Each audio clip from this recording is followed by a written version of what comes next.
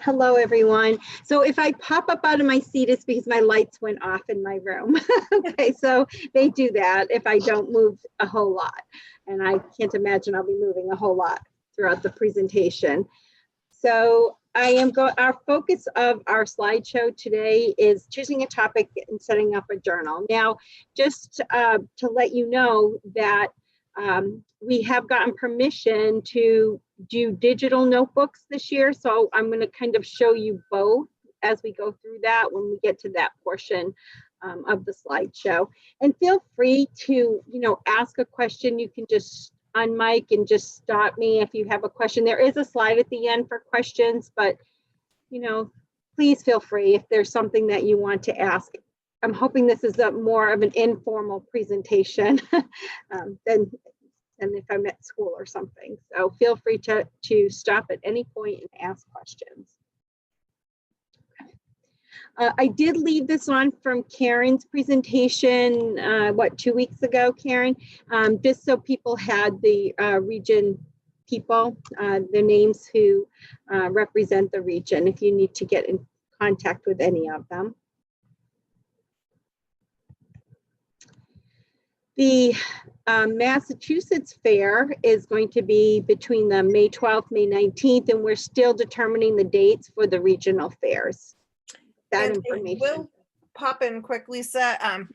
We did meet with regional chairs just this past Monday, so be on the lookout in the next week or so with the requirements that we are going to set forth for regional and the state fair. So that will be coming very shortly, just in terms of the virtual fair and what the requirements will be for students. So we will be sending that out in the coming week or two. Good. Yes, and Karen, if you want to add anything, please, as we go through this. I know you've done this enough, so if there's anything that I'm missing, please make sure you pop in. So this is basically the process that students go through, and I highlighted the two top topics because that's what our focus is today. There'll be 2 other workshops coming up in November that will address other bullet points on this on our middle school process for students. So, when we were looking at the different topics to present, I always think of choosing a topic as a challenging event, because everyone's like, oh, just pick something you like. It's not that easy. And middle schools always want to eat something, drink something, interview somebody, or play with their animals, or work with vertebrate animals or something. So it is not that easy. And I don't, and I feel bad when students get frustrated, and they just are like, they're like, I'll just do anything. I'm like, well, no, because this is going to go from pretty much October to May. You need to like your topic. So I thought that this was a good place to start. What I do up front when I meet with my middle school students is I try to tell them some of the guidelines if they're interested in participating in the regional fair. Our school does not have a science fair. I don't know where you're at. Everybody's at a different place, but at my school, we run our science fair as a club after school. And then I take the projects, like the 10 projects, to represent the regional fair. And some years is a few more, and some years is not quite 10. So I know this year is going to be very different, but I am going to offer the fair after school virtually. So I don't know what your plans are for your students. I have done the fair and another system I was teaching in class, and I think that's very different. You can structure it like a class lesson. So, basically what I go over can be kind of adopted into in class or an after school kind of a model. So the first thing, again, I talk about rules. The big rules that I mentioned right up front for students is inhalation and ingestion. They can't smell things, they can't eat things, they can't put all this stuff on their skin, because these are the ones that kids are interested in. And I hate to have them waste time looking up a topic if right up off the bat I'm going to say no. And I do feel bad about that. So that's like my first talk, is going over some of the rules. And I also tell them that they can't work with vertebrate animals. And if they are going to work with invertebrates, we do talk a little bit about ethical behaviors with their animals or their pets or their invertebrate organisms. Then another thing I want students to consider is working with human subjects. Now this year, I am very much discouraging that unless it is totally a survey where they can send that out.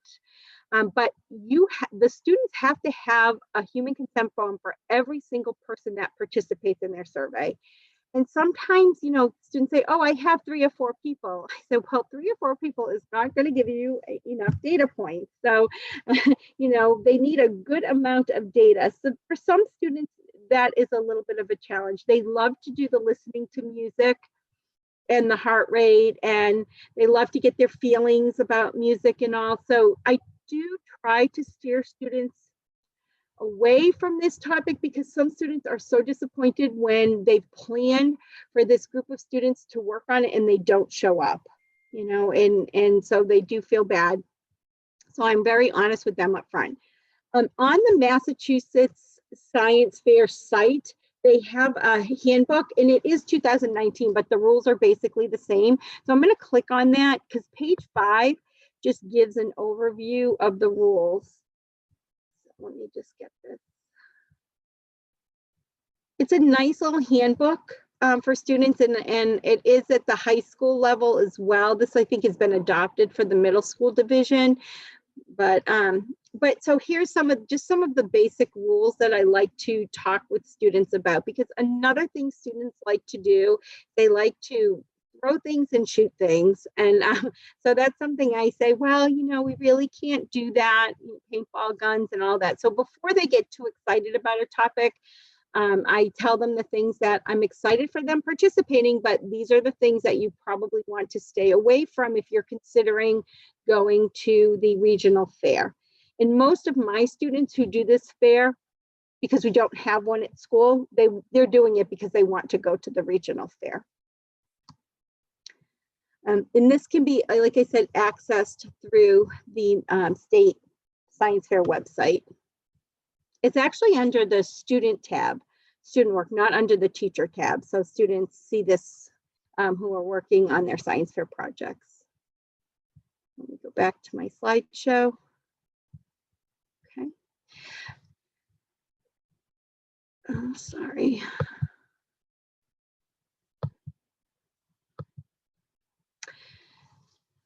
So what we talk about for traits for a good experimental topic, I say, you can't have it too general. You have to have something that's really measurable, something that you can generate some questions with. We talk about independent and dependent variables. So it depends. My 8th graders have more of a background in their independent and dependent variables. The 7th graders are just coming to us from another school, and they have really not worked with those terms a whole lot. So I do give a little bit of a little lesson about independent and dependent variables. So it depends where your students are at when they come in. So it is, it's challenging for students to come up with original ideas. I know everywhere you look, it says students need to do an original project, an original idea. And I understand that, but there's, there's only so many ways you can change something. So if some students are interested in doing something with chromatography, we really try to look at all of the different options that you could do, maybe changing up the variable. You can be original, but you want to make sure that it's also measurable. If they're doing an engineering design project, they have to be able to build, test, and evaluate a prototype. So that's something else, unless they're doing a math project. So I have had students do math projects in the past, and that's a little bit different. So I work with them a little separately on the side to help develop their project. We have behavioral projects where I have had students analyze data. They've actually they've coded and they've made their own algorithms for taking a whole lot of data that already exists. They didn't collect the data, but it already exists in a database somewhere. And they have been able to, like I said, make an algorithm to analyze that data. So there are exceptions to just your typical scientific method experiment or your typical engineering design experiment. Lots of coding coming into play. Kids have been making apps and that. So it's been interesting to see some of the different ways that kids are doing. When we say science fair, they're starting to do things a little bit different. And I do encourage that. And I know a lot of teachers encourage that as well. One of my big things for students is just to keep in the back of their mind is if I have more than 10 projects, I have to select them. And I tell them one of the things I look for is if they're doing an experiment using this scientific inquiry, scientific method, I am looking for a minimum of 100 data points. And that gets them thinking about their project type. How can they get at least 100 data points? And we talk about data, data, data. You never can have too much data, but you also need to be able to explain that data. I think Marianne used to say, data's like money. You can never have enough of it. I think that's her phrase for her kids. Yes, and actually that was in my head and I'm like, oh, Marianne's, I'm glad you mentioned that. Yeah, you got it. Yeah, exactly. She's always said that and it's so true. So true. So up to this point, am I going too fast? Is everything okay? Sister Jean, did you have a question? I thought I saw your hand up. I did, but I don't want to interrupt the thought here. But see, in my situation, I teach the scientific method, and they all have to do it. Mm-hmm. Mm-hmm. So, and that, yeah. However, because of the COVID, we're not going to have a science fair, but everyone is going to do a science assignment using the scientific method. So they have to do a project, but I don't call it a project.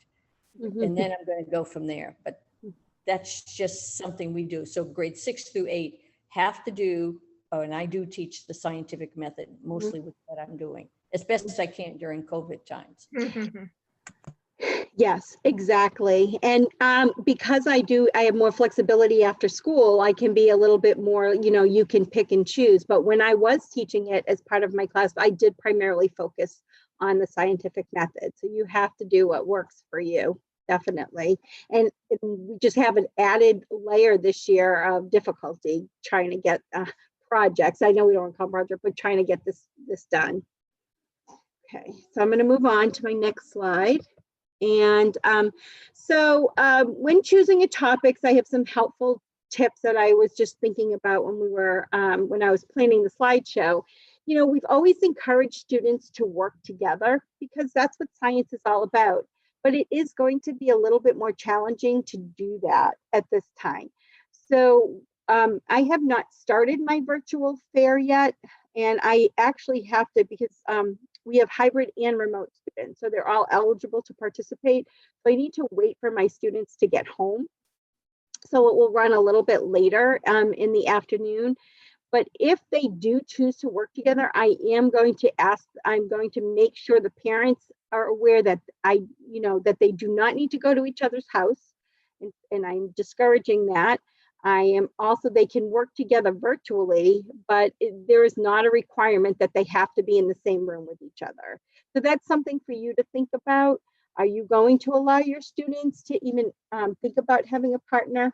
Right, and many of us are saying no at this time. Yeah. Another thing I want students to keep in mind, supplies. So sometimes students are like, oh, my parents will buy me this, that. And I'm like, well, okay, so this little instrument costs $200. I don't think we really need that. So I right up front, I do talk about, sometimes I feel like I'm saying, okay, you can't do this topic, you can't do this, you can't do this, and watch money. But sometimes I feel like, but then I say, but I'm doing this now to save you time later on. So keep those things in mind when you're looking for your topic. So keep the costs in mind. And I say whatever materials I have, they can use my materials. But if I don't have something, I do look up the cost for them. So as soon as they come up with a topic, we sit down and we think about, okay, what are your plans with this? And we try to come up with a materials list once we narrow down the topic. I also share a timeline with my students right up front. And I'm sure you all do that as well, but they want to, I encourage my students, some of them have these grandiose ideas and they're wonderful, but are they realistic to finish and the time that we have? We were meeting just once after school a week, and some weeks, you know, if there was a holiday or something that we weren't meeting. So in a lot of students, they have homework and other things. Are they really going to be working on this in their free time? So I have them keep that in mind. I'm going to just share a sample timeline that I had last year. I know we got canceled last year, but this is just a timeline I'm just going to share that I had. So basically, I give some general notes about the notebook, the journal, and then I have them share a Google Doc with me. They have to make a slideshow as well.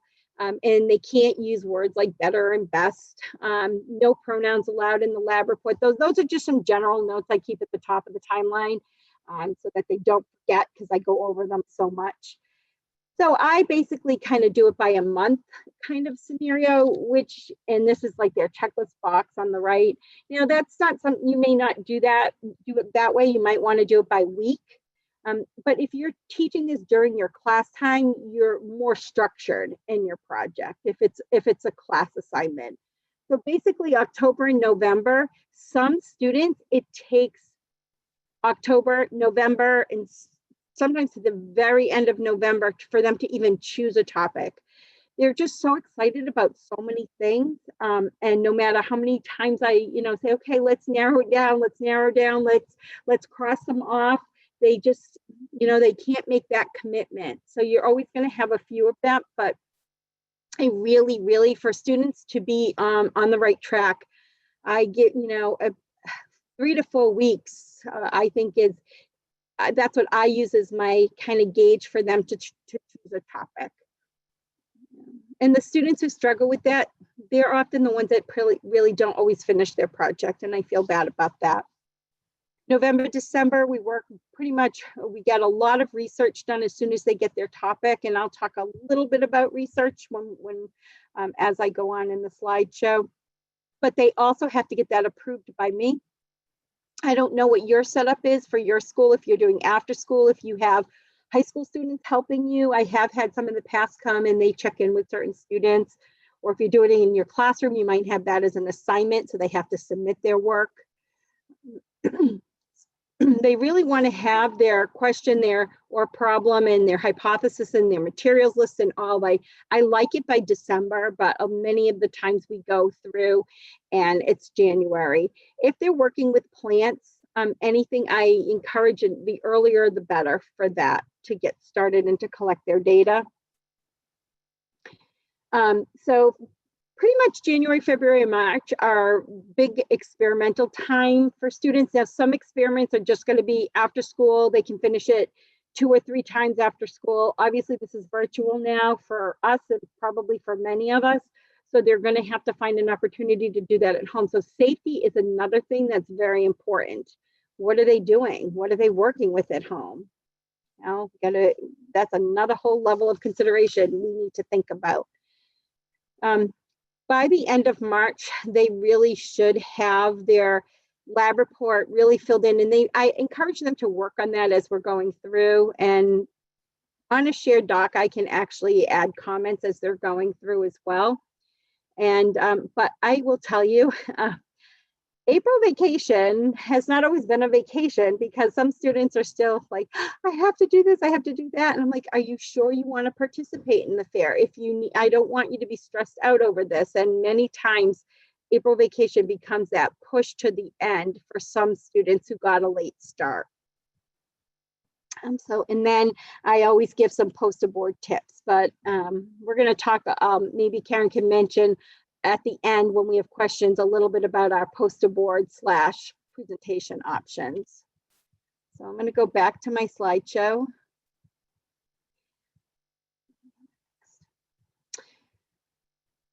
So still on choosing a topic, some students, as much as you make a specific way of listing their favorite idea, maybe their hobbies, what they're interested in, we narrow it down to get it down to 3 topics. We list questions about each topic, and then I want to try to have them eliminated to 2 topics. Some students need more support. So you've probably all heard of the Science Buddies, and I let my students use Science Buddies, but not the experiment that Science Buddy says. They have to change it. They can use it to help get them interested in certain ideas. The topic selection wizard is good for students who are just really having a hard time coming up with their own ideas. It's a survey. And what I like about the survey is at the end, there's like a section, so the student maybe, and it seemed to navigate towards physics or towards anatomy and physiology, and it lists a bunch of different experiments. Now, I won't let them choose the experiment as is. They need to change the variable, they need to change something in it. But it's a good place if some students are struggling with knowing what to do. I will say at this point, all of the judges know Science Buddies experiments. And when Science Buddies first came out, there was so many of the same experiments in there, but it's about learning, and some students need that structure to guide them. But if we can just tweak it a little bit, change it to make it their own, that's been helpful for students. I like, Lisa, how you can like attach that to Google Classroom if you were doing it in class, how it links with Google Classroom. Oh yeah, yes. Now, yeah, I think all these things are kind of, everything links now to Google Classroom. It's so funny, like everything you do now. And I end up, for my students, I don't know what you use for your platform, for your students, I do have a science fair Google Classroom. So everything is on there. Students can comment, I can email, I can post all of the different things on there. So I'm not sure exactly, other people, you may use different platforms for that. Here's another science fair project ideas, education.com. They have some good things. Now, you have to keep in mind that Science Buddies, education.com, all these places, they don't go by the rules that the regional or state fair rules go by. Because here you can eat things, drink things, smell things, you can do all sorts of things. So I tell students, they're like, but it says you can do it. I said, no, that site says you can, but you can't chew them for the for the project. So what we did, I remember one year, I think we had some kind of a structure that they actually pulled the gum like they were chewing it, so they could still use it as an experiment, but they were not ingesting it. How Stuff Works is a good site. The summer interns for the Massachusetts, for the State Science Fair, there were many summer interns, and they had the 6 hats topic evaluation that they recommended doing. So I'm going to click on that. I have never done this before. They recommended it. So they have like this little evaluation. So there's different hats to it. And I guess what they do to kind of put your topic on there, there's like a logical, the author is somebody plays the devil's advocate with their topic. Someone looks at the emotional part of it, creativity part, and is it manageable? So you have some different, you can put on the different hats, or from what I gleaned from this activity is that you can have different students put on the different hats based on the topic that the student wants someone to look at. So they're actually asking other students for feedback using the different hats. Like I said, I've never done it before, but some interns had some really good ideas. And Karen can probably address that because there is going to be kind of like a handbook at some point going out as well.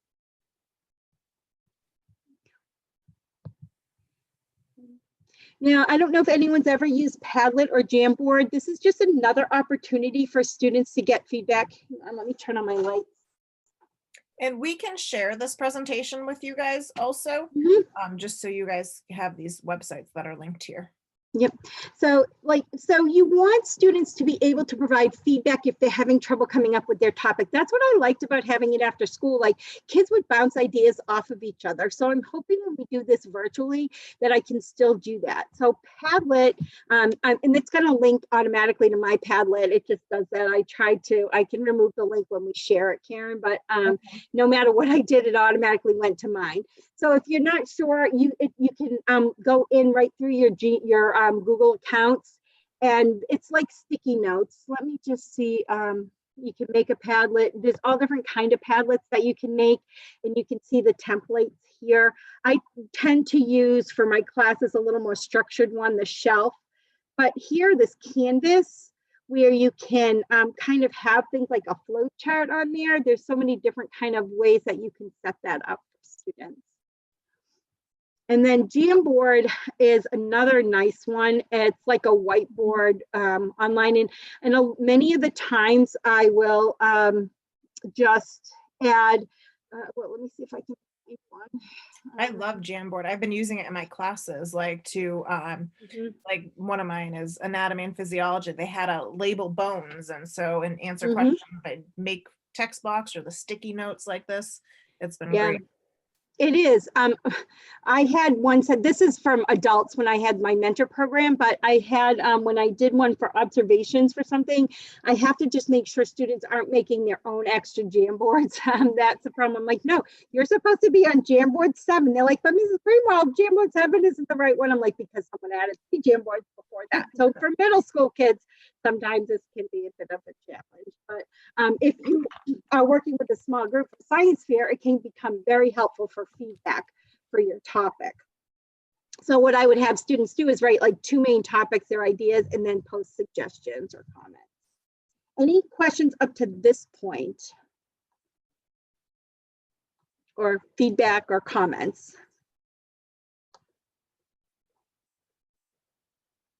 Okay. So I'm gonna, you'll have to unmic because I don't have my grid on to see everyone if you did want to say Yeah, something or type anyone- something in the chat. Yeah, I think we're good so far. Okay. All right, I'm gonna move on to the next slide. So I just wanted to show you a picture of a journal, a hard copy journal of brainstorming. And, you know, some of my students, this one, this is a 2011 one. I couldn't find anything more recent. That's kind of bad that I could keep my 2011. So this has been a while ago. But, you know, many students are afraid to just write things down and brainstorm, and they just want to rip out those pages and start again. And I said, no, the judges and people in the scientific community like to see your train of thought. They like to see how you went, what your path was that actually led you to choose the topic that you chose. So I really do like students to write things down, cross things out, like put a line through it. We talk about one little line. I get scribbles though all the time, but anyways, it's just it's a work in progress for them. So it shows their train of their thought process. You know, you start in October, you show your project in May. A lot of work went into that, and choosing the topic is a major part of that work. So that's going to lead us into our second part of the presentation, the journals. So because we're in such different times right now, we have gotten approval to use digital notebooks. So I'm going to kind of show you both. I had a couple templates that I thought of using this year. Now, normally, you know, my students use, you know, a composition book, and they have the tabs. I've never done a digital one. They do use spreadsheets. They do make a slideshow. They do use Google Docs. So they still have things on their computer, but everything they do goes in this journal. So now I'll give them the option, but I am going to tell them at this point, everything's virtual. It may be easier just to keep their notebooks digital. So these are some basic requirements that I came up with. Well, I didn't actually come up with them. They were in the handbook from the Massachusetts Science and Engineering Fair. And there's still some more that I didn't put on there, but it's mostly geared towards high school. Like all of my kids don't sign the bottom right-hand side of every page, but I like them to see that that's what scientists do and that's what they do at the high school level. I do try to model as closely as I can what they do at the high school level, because many of my students will do the club at the high school when they get there, and I want them to have some good habits. And you know, they have to write in blue or black ink and be consistent throughout the journal. Neat and legible, in chronological order. We date every entry. I do have students who write on the back of the page. I do try to remind them, generally speaking, that they don't usually do that. But honestly, I don't think the judges have not penalized them for any of that. It's mostly just what some of the criteria is at the upper levels in the science fair for keeping a journal. and mistakes aren't scribbled out. I try to encourage them to make one single mark through it. They all want to white it out. They all want to rip out the pages, but I tell them not to do that. They have to see, judges like to see your process. And, you know, I say, what about in a year or 2 or 3 from now? Wouldn't it be nice to go through your journal and see what your thought process was when you were coming up with your ideas and taking you from the beginning to the end?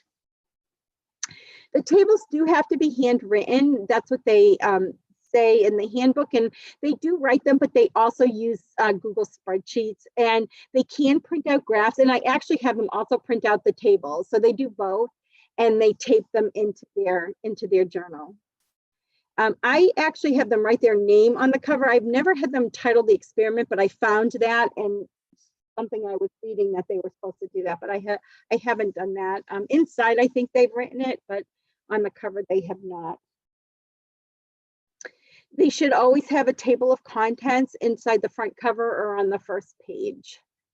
So I'm going to go on to the next slide because this kind of, I'm going to show you some visual examples. The summer interns, one of them put their journal up on, took pictures of it, the hard copy, and I wanted you to see some of the pages. But these were some of the highlights up on the left here: brainstorm, research, purpose, question, hypothesis, experimental outline, your design, data table. These were kind of the sections of your journal. I'll try to show you some of my samples I made for the digital notebooks, and then a works cited at the end. I know this slideshow, this presentation isn't about analysis and conclusion, but I did put a few little things in there that I had found in that handbook or in the summer intern handbook and on the Massachusetts Science and Engineering Fair site.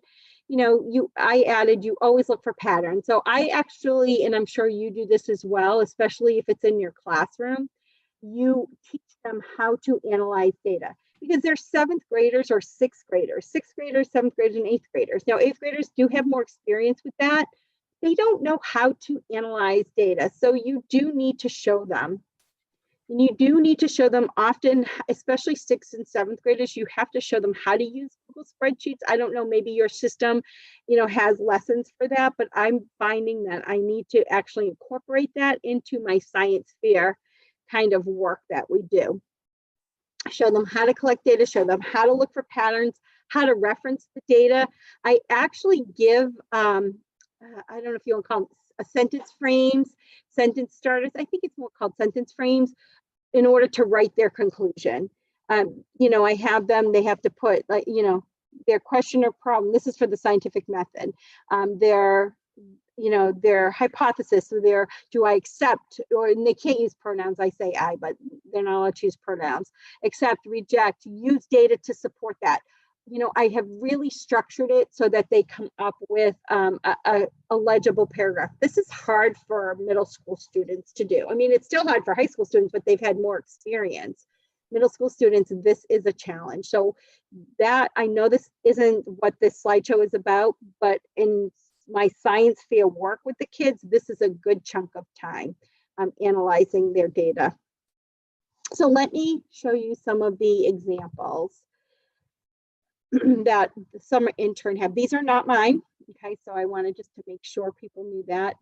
So they have a table of contents. They have it on the first page, and they have the page numbers. And obviously the students can't fill that in until after they're done, but they can start writing their main ideas on the left side and then filling in their pages. And this is where they had, these are high school students, so they've had their signature on there. So you'll start to see, this is some experiment notes. They actually have day 2 and they put the date on there. And so they're going, I'm just gonna go to, here's a part where they list their materials. And the reason I'm sharing this, because they actually have this in the handbook, so they're sharing it, they're comfortable sharing it with other people. A drawing of their setup is important. Sometimes when the students are doing that, you know, we all encourage picture taking because, you know, in 10-15 minutes, they have to tell their judge what they've been working on from October to April, pretty much.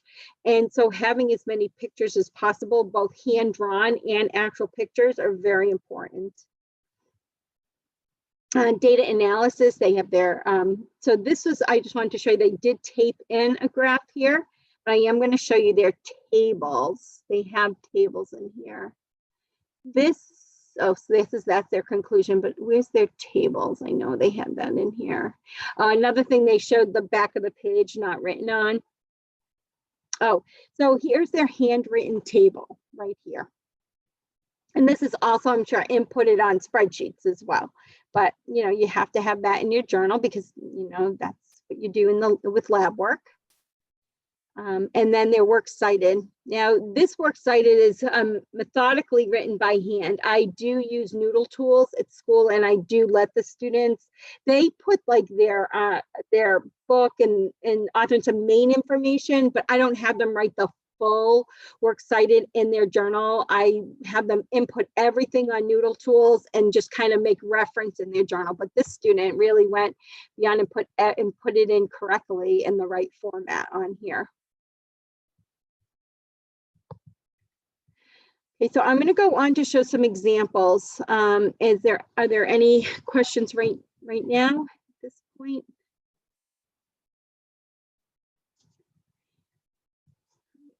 So this is more digital examples that I'm going to show you. So like we said, bound notebook or digital lab journal this year, that's being allowed both at the regional and state and Massachusetts state level. The digital notebook. So I was thinking to myself of either doing Google Docs, Google Slides. Someone mentioned Penzu over the summer. So I actually made a Penzu account over the summer. I'm actually going to click on that first. So I mean, you may like it. So I'm just gonna, I won't share my feedback yet. So hang on. It's fine.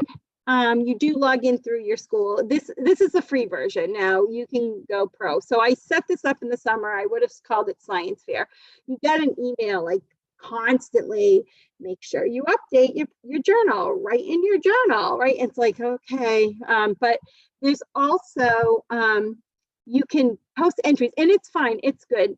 I don't know how the printing of this comes. If you want to actually print this out, I'm not sure how that works. I did not investigate that much, but yesterday I started to, or yeah, I think it was yesterday, I started to say, all right, I'll make some entries like topic research, brainstorming. So you can do that and you can type on it. But like I said, I don't know. I think you can print things and you can insert images and all of that. So it's fine. If people like that, I'm gonna, I will put that option out there for my students. I think I was just tired of getting the emails every day. And then also they have an option for you to get the paid version, which does a lot more. So I will go back and show you, well, actually, since I'm down, showing some things that already exist. So what I was really excited about at one point, and then I realized it wasn't going to work last year, it was Google Science Journal. I could not get it on my computer and kids could not get it on their Chromebooks. Now, I don't know if that's changed, but you could get it on your phone. And it was really neat to get on and use it out in the field. But now Google is not going to support that anymore.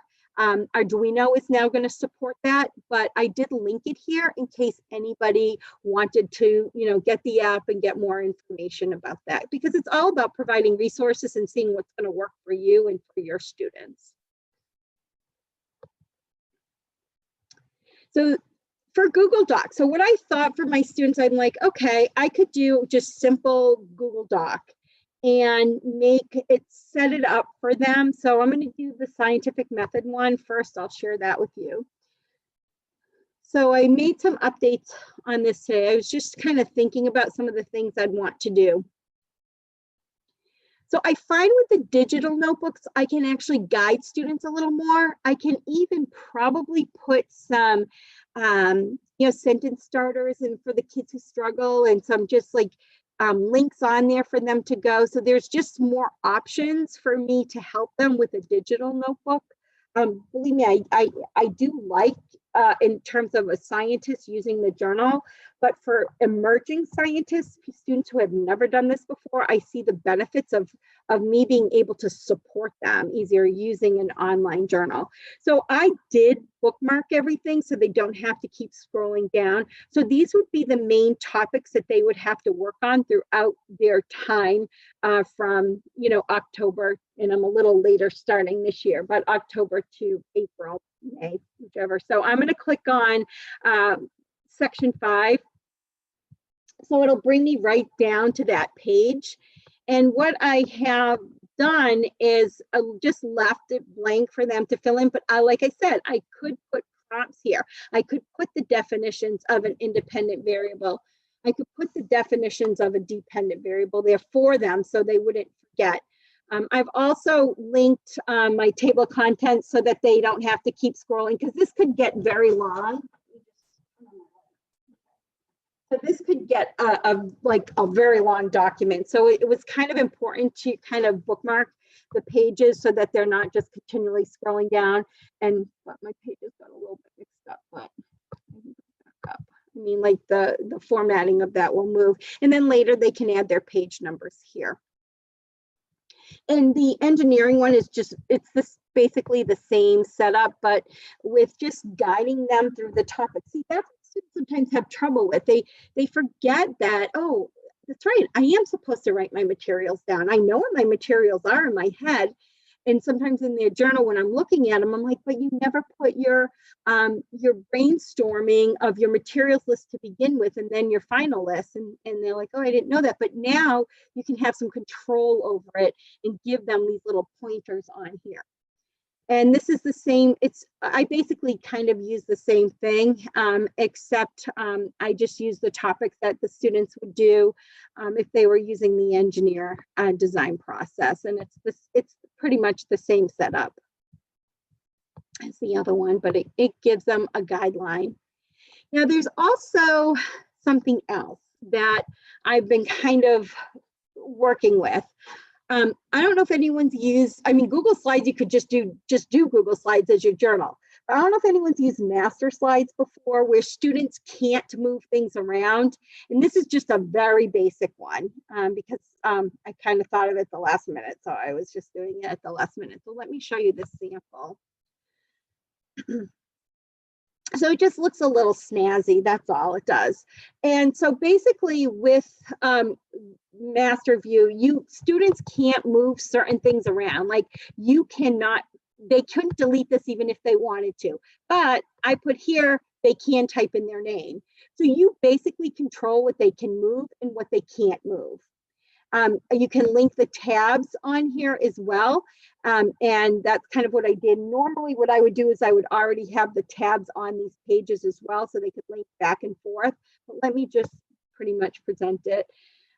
So you could link it and it would take you to that page, and you can set up, and so they can't get rid of these lines no matter what they do, but they can type on it.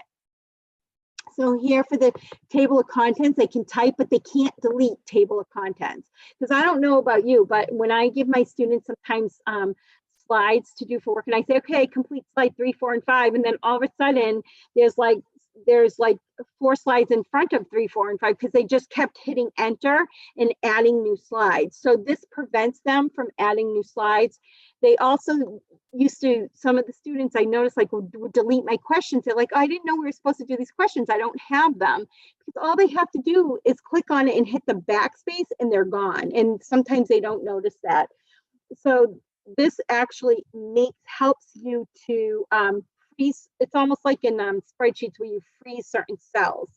So it's the same thing. And I know this isn't a place for a lesson for this, but there's lots of videos out there for it. You just go into View and Master, and that's pretty much how you work with it, through that view. And then you choose which slide you actually want by getting off the Master View and this plus button, picking the slides that you actually want to work with in your slideshow. So that was just a thought I had. Students can't delete things, but they can add things that I would want. And so they can't say, oh, I didn't know I was supposed to do the analysis and conclusion, because they may have deleted that slide by mistake.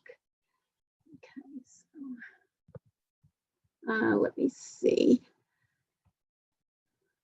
So basically that takes us through the choosing a topic and then kind of working with a notebook or journal. And there is a chance for questions right now, but I was just going to show you the slide. I left this from Karen's presentation. These are the next two presentations: setting up an experiment and analyzing your data and writing a conclusion. But I'm gonna stop talking because I think I did a lot of that. That was great. No, Sorry. a lot of those. And so if we share this presentation, Lisa, will they be able to click on those links and see your examples and everything? Yeah, so I made the link so anybody with the link can access them. They're not just for Westboro. And if my email's on here, and if by chance for some reason they can't, and I don't know why some of my things that went through you and Helen actually default to my personal email, but it doesn't matter. People still should be able to open them up. Okay, perfect. Regardless. Does anyone have any questions? That was awesome, everything in there. Thank Should you. should I stop presenting or? Yeah, you can stop Okay. presenting. Yep. So my email is on here when we send that out if you do have any questions. So let me just stop presenting. Hang on. Mhm. All right, I'm good. Any questions, guys?